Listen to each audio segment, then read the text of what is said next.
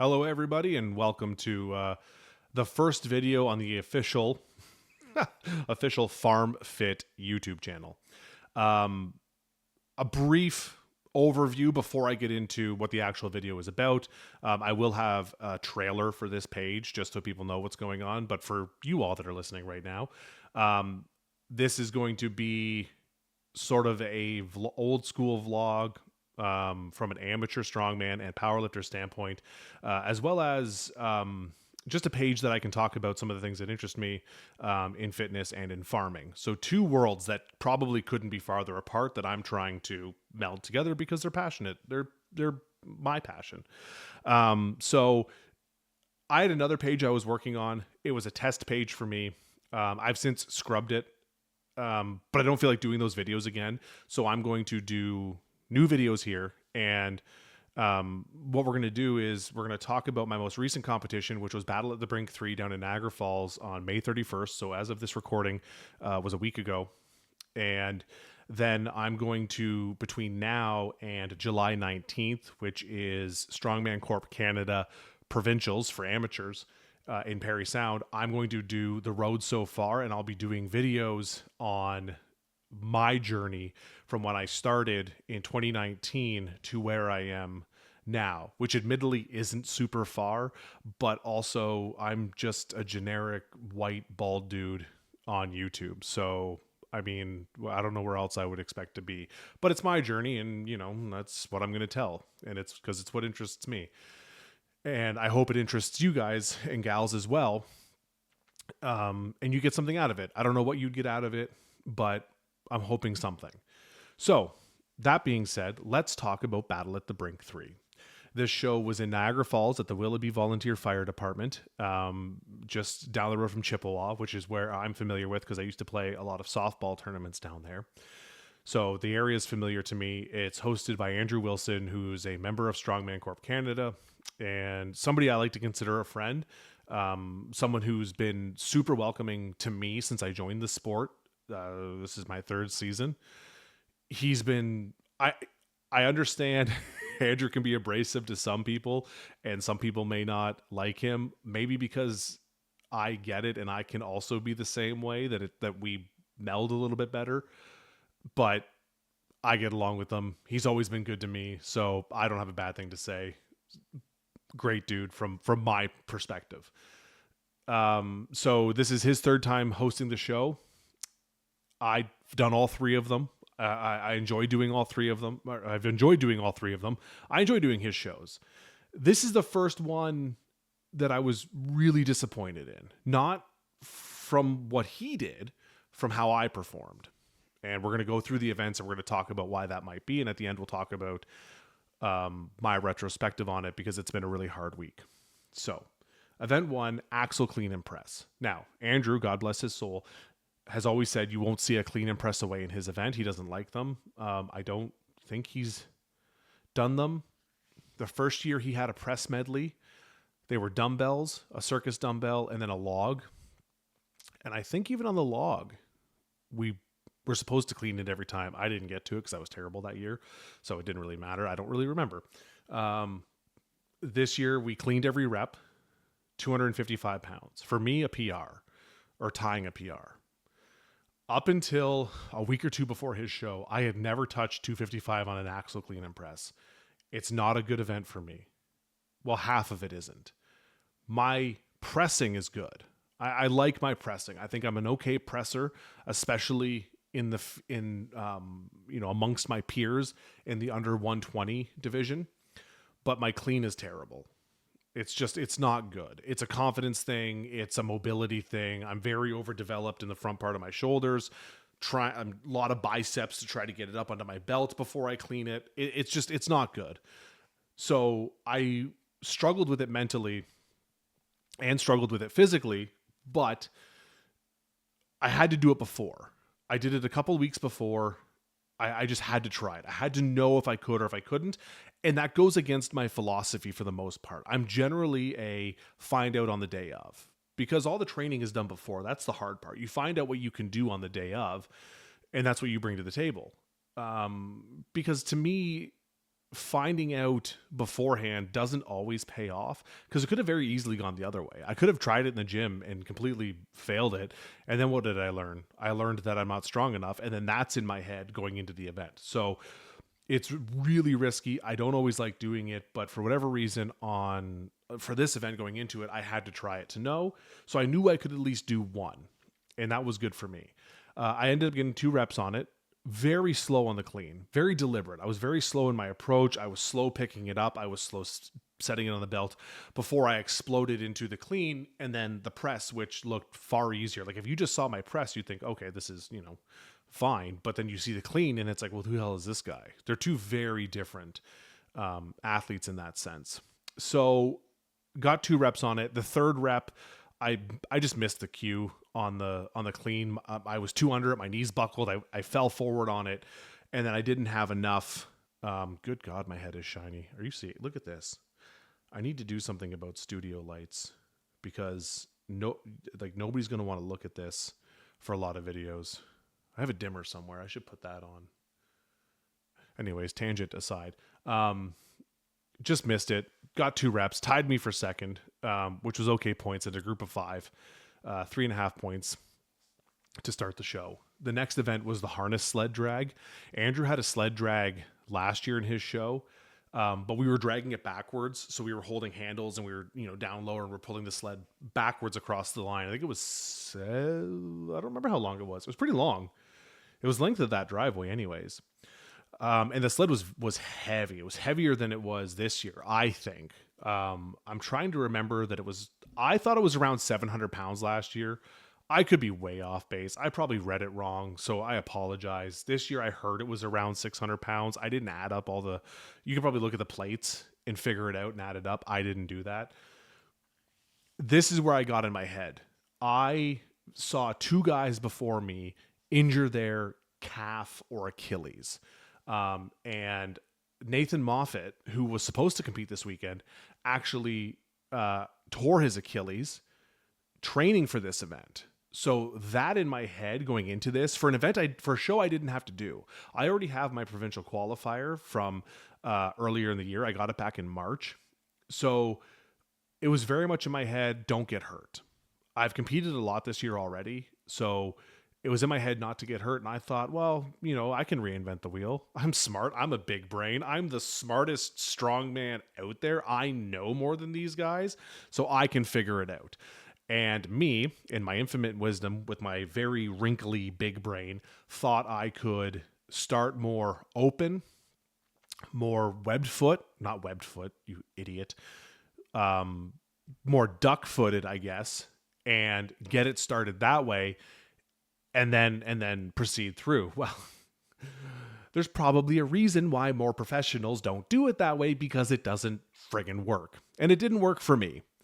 I was slow to get started, demoralized. You can see at the end of the video, I switch back to on my toes, on my calves, lower, and then, big shock, light bulb on, finish the run.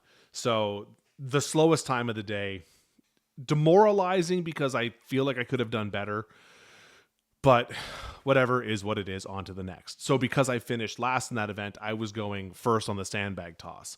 And the sandbag toss is also another one that I really enjoy doing, but I'm not very good at it. I really do like doing sandbag tosses, but they're not terrific for me because my mechanics are terrible. So it was a single arm toss at 30 pounds, a second single arm toss at 35 pounds, and then a 40-pound double arm, 45-pound double arm, and then a 50-pound keg. I trained with that Cerberus bag back there. It's 40 pounds. I was doing it at 14 feet. The height for his, I believe, was 14 feet. Might have been 15. I know provincials is going to be 15. So I knew I could do the 40. That's what I'd been training with. I thought I could do the 45. So the ones I weren't sure were the keg, which I didn't try and warm up because it wasn't going to matter. I was either going to fatigue myself in the warm up with a heavy keg or not. And I was like, I'm not going to worry about it.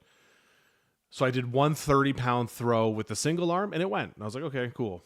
So I got the first 3 and then the 45-pound just didn't go. Wasn't there. Mechanically, I was off.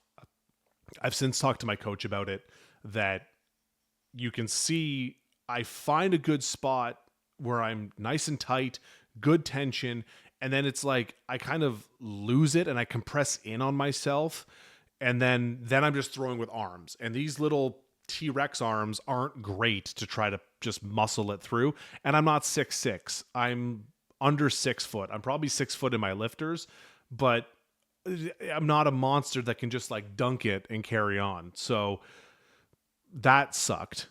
But 3 bags in a good time. I got 4th on that one. So again, okay points, not great, but given the day I was having, not terrible.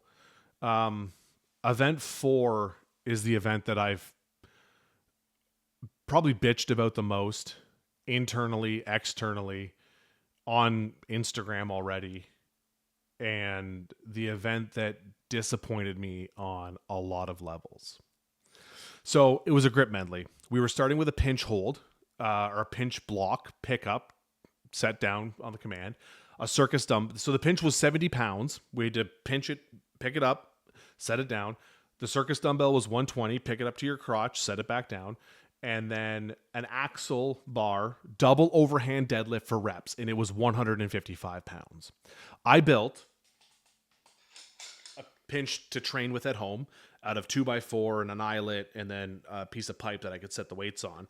And I was using that to train with. And then I have the Strong Arm Sport Circus dumbbell back there that you can see next to my tool belt there. I had it. And then I have a Rogue axle bar that I train with. So I was able to train this whole event. The circus dumbbell, no problem. The double overhand, I could get anywhere between 5 and 10 reps on a good day. The pinch was going to be the issue for me. And I knew that just by training it at home. I knew it wasn't going to be great. Didn't matter which hand I picked. So Andrew built his out of square tubing.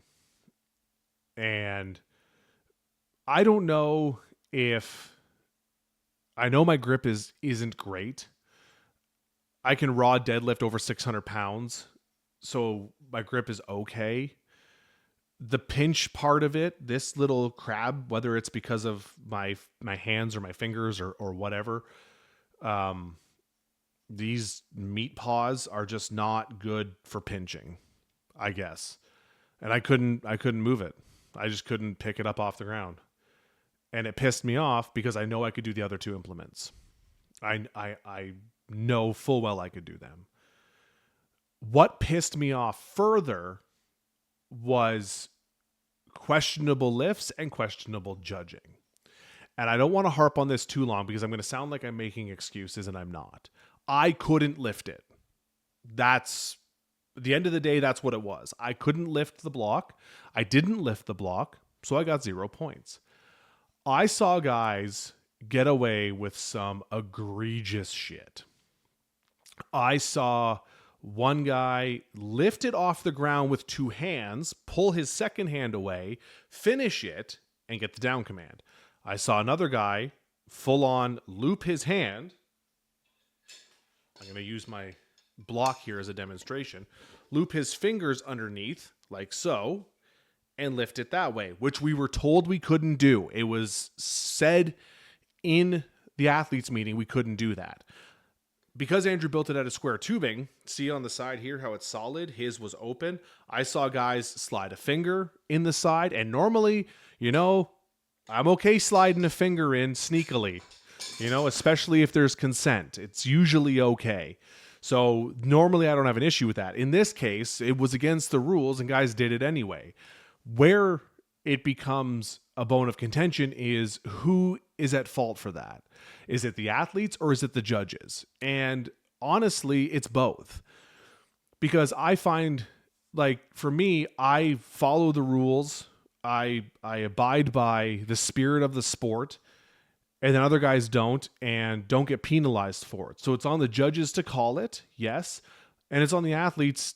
Like, you're not following the rules of it. And I understand that strongman is supposed to be by any means necessary. But when it's laid out that this is a rule and then the rules aren't followed, that's where I have an issue. So if ifs and buts were candy and nuts, we'd all have a Merry friggin' Christmas. I can't go back and change that. It definitely changed my perception on a few people, but I'm not going to hold it against them, whether it was a judge or an athlete, because we're human. We all make mistakes. Lord knows I have made my fair share. So the judge is not calling it. Shit happens.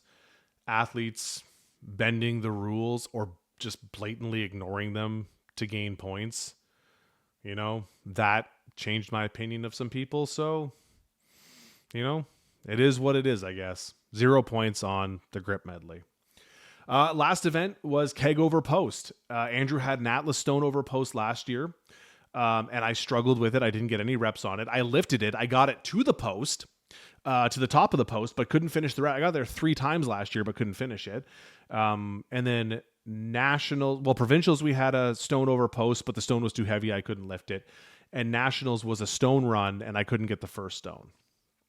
And over those 3 failures, and working with my keg this year, my keg is back there. You can see it back there. And working with some new coaching, I kind of pieced together what my issue was.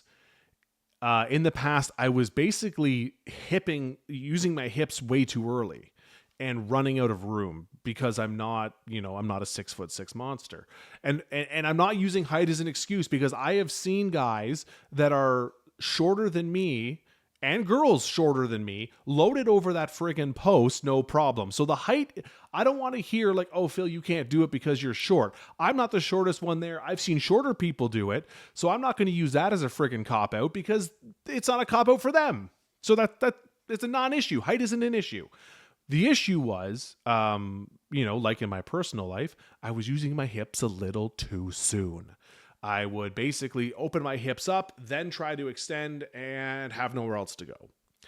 My coach put it to me, you have a good front squat. You're a good squatter. You have a really good front squat. Why are you not front squatting it, then extending it onto the platform? Click, light bulb went off. Once I changed that, loading it over, it changed everything. Just a minor tweak, once I could visualize it, I was like, oh yeah, that makes sense.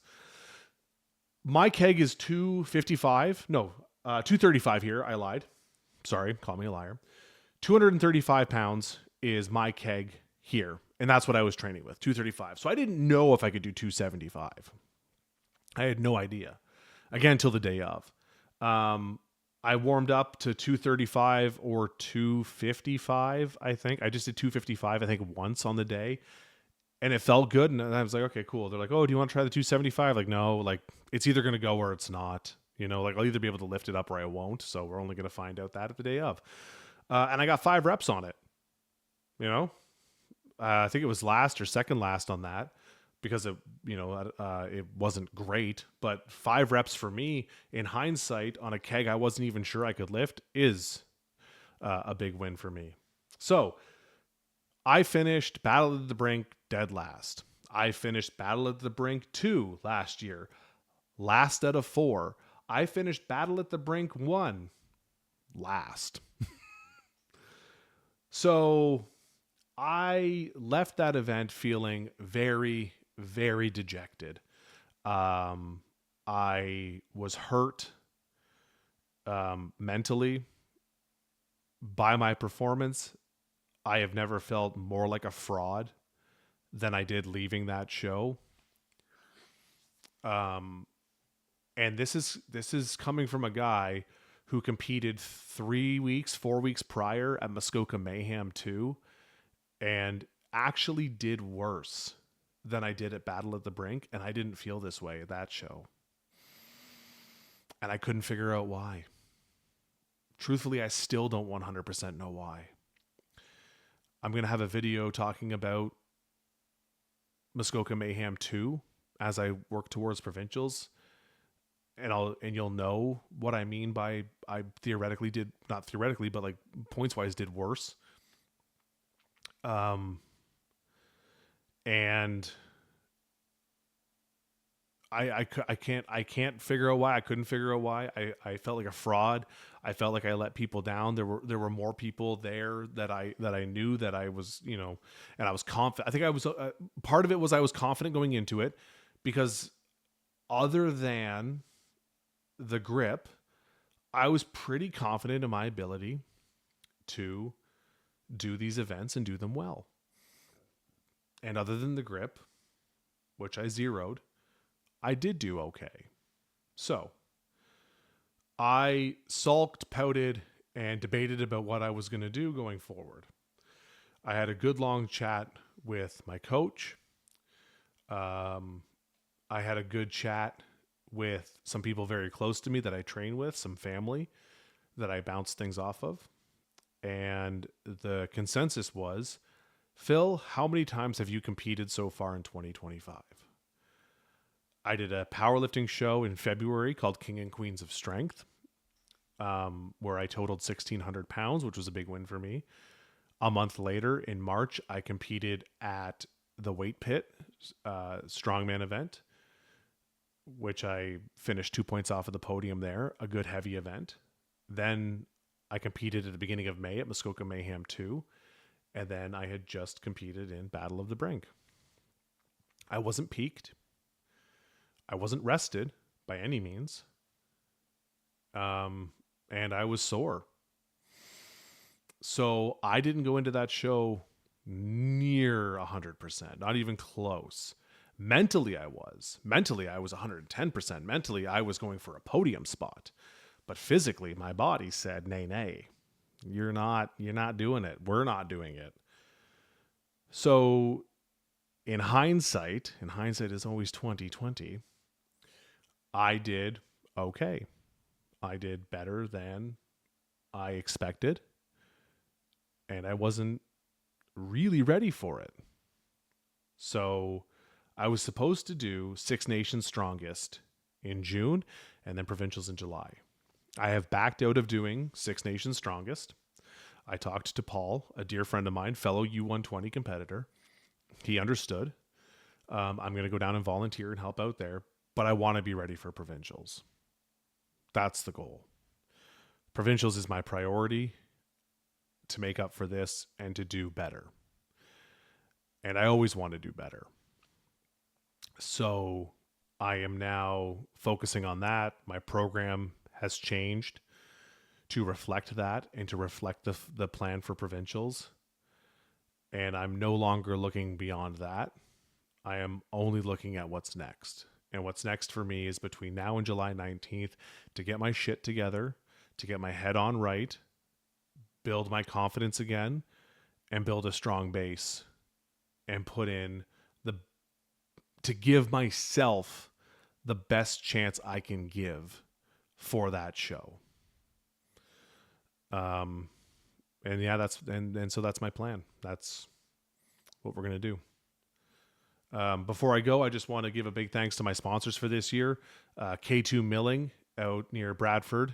Brian and his wife Christine are family friends. I've known Brian a good portion of my life. They're great people. I don't have a script for them for it. All I can say is if you want the best quality flour and any kind of flour for any of your baking or cooking needs, and I love baked goods. Oh my God, I'm such a fatty. They've got it all. They'll do buckwheat flour, gluten-free stuff, regular all-purpose flour. Terrific, just amazing stuff. And I'm hoping to do more with them, and I'm hoping to get Brian on here to talk to him about that journey, about that business that he's done going forward. And also OC Supplements in Shelburne. Joe and Jess hooked me up with whatever supplements I need. They're great people. Again, family run, family oriented. They're always willing to help out. Both K2 Milling and OC Supplements helped put me into nationals last year, which I'll forever be grateful for them. So please give them love and support. OC Supplements is in Shelburne, K2 Milling near Bradford on the 5th line. I'm going to put both of their websites in the link somewhere, either here or down below somewhere. I will put it there, guys, I promise, and I will have a better ad read for you going forward. And yeah, so this is episode 1. on this new channel. I don't know how frequently I'm going to post. I don't know what's next. All I do know, I'm going to do the road so far as we lead towards provincials. And feel free to comment. Please like, subscribe, and we'll talk to you guys later. Thanks.